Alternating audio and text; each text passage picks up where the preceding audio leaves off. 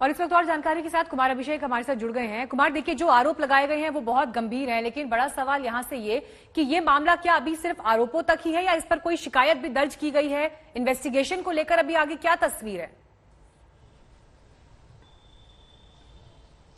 देखिए, न तो अभी तक इस बारे में कोई आधिकारिक रूप से शिकायत हुई है, ना ही इन्वेस्टिगेशन जैसी कोई चीज शुरू हुई है।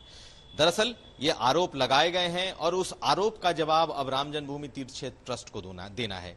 मेयर, जो कि इन दोनों डील में वो विटनेस के तौर पर थे, उनका कहना है कि कुछ देर बाद, यानी कि आज दोपहर बाद कभी भी जो राम जन्मभूमि तीर्थ क्षेत्र ट्रस्ट है उसकी तरफ से एक प्रेस कॉन्फ्रेंस होगी। और जो सबसे बड़ा सवाल अब उठ करके ये आ रहा है कि जिस 2 करोड़ की संपत्ति की रजिस्ट्री की गई, जिस जमीन की रजिस्ट्री की गई, कहा यह गया प्रेस रिलीज की तरफ से कि उसका एक अनुबंध, उसका एक रिटन एग्रीमेंट 2011 का था, जो कि 2 करोड़ रुपए में हुआ था, और उसी की रजिस्ट्री उसी पैसे की गई थी।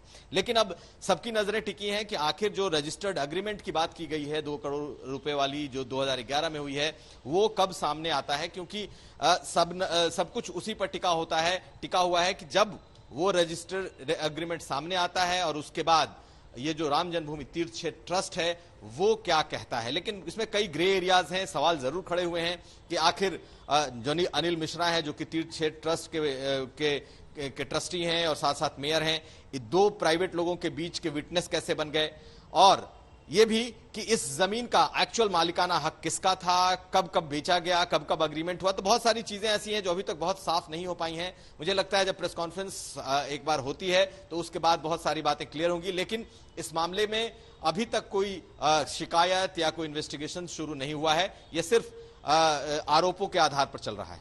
शुक्रिया कुमार, इस जानकारी के लिए आपका।